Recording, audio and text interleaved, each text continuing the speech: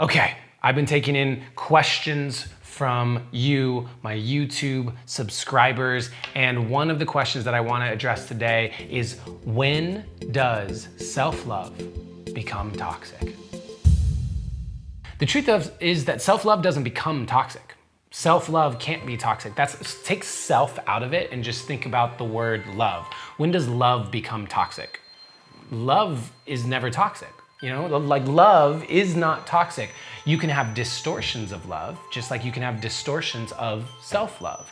What would be a distortion of love? A distortion of love would be codependency, where you think that you're in love with someone, but what's actually happened is you've assigned them some level of your identity and your worth and your value. And without them, when they leave, all of a sudden that has disappeared.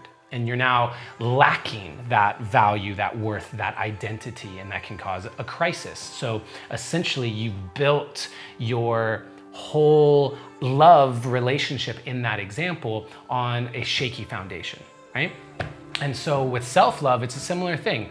Pure self-love, as much of it as you can get, infinite. It's an infinite well. Love yourself more, more, more, more. I have plenty of videos on how to love yourself more. And I think that if we look at when does self-love become toxic, which it doesn't, but when does it become distorted, we can look at things where, in a similar way, your view of self and your behaviors in your own life for yourself become things that are now built on a shaky foundation. They're things that have taken some level of your identity, your value, and your worth, and have become distorted to the point where if you were to take those away, you would be once again left feeling like something is completely demolished. You would be left feeling like you're not worthy. You would be left feeling like you're not enough. You're not smart enough, attractive enough, whatever that might be. And so what would be an example of that? I work out.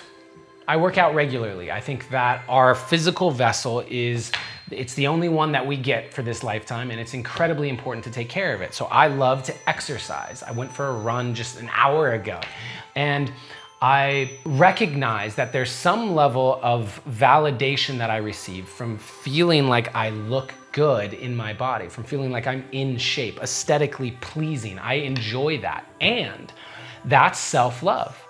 I enjoy feeling good in my body. I enjoy feeling like I look good and feeling, when I look in the mirror, being proud of the body that I've sculpted and curated and is showing back to me, reflecting to me all of the ways that I eat and exercise. And what happens if I assign this now as my worth?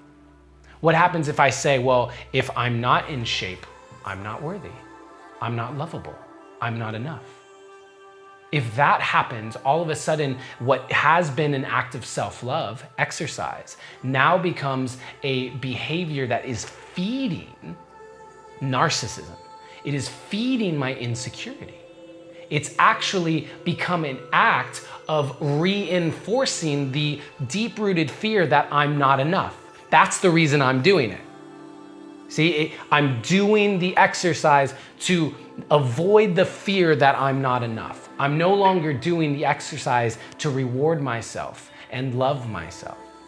And so, as you can see, it can become a distortion, and this gets attached to our behavior patterns. This gets attached to how we eat, how we sleep, how we engage with other people. This becomes how we can view our careers. This could be how we're perceived by other people. All of the things that can start as acts of self-love can go entirely in the other direction and become a narcissistic, toxic relationship with self. And so it's incredibly important for you to just pay attention to why you're doing what you do. Pay attention to the intention behind your actions. And then from there, ask this question: what would happen if this was gone? What would happen if I couldn't exercise? What would happen if my physique was gone? What if I got injured and gained a bunch of weight? What if I got sick and lost a bunch of weight? What if I could no longer speak and I couldn't make these videos anymore? What if I could no longer write poetry? What would that mean? How would that make me feel? Would I suddenly feel like I'm not enough, I'm not worthy, I'm not capable? Because if that's the case, then I get to seriously take a look at why I'm doing what I'm doing and reevaluate what's actually important. If you're looking for ways in your own life to make sure that your self-love patterns don't become distorted and therefore become toxic, fall in love with them. Fall in love with the reasons why you're doing those things. Fall in love with the purity of doing them without the attachment of the need to do them. Let them be one manifestation of your magic. Let them be one manifestation of your greatness and not just a needed and necessary part of what makes you feel enough. That would be my best advice for the question of when does self-love become toxic? Love is never toxic. And before I forget, if you want to continue exploring this topic of self-love, if you are in the process of learning to love yourself more, make sure you check out some of my other videos on this channel. I dive into self-love, all things love, over and over and over again, because self-love and love is never toxic.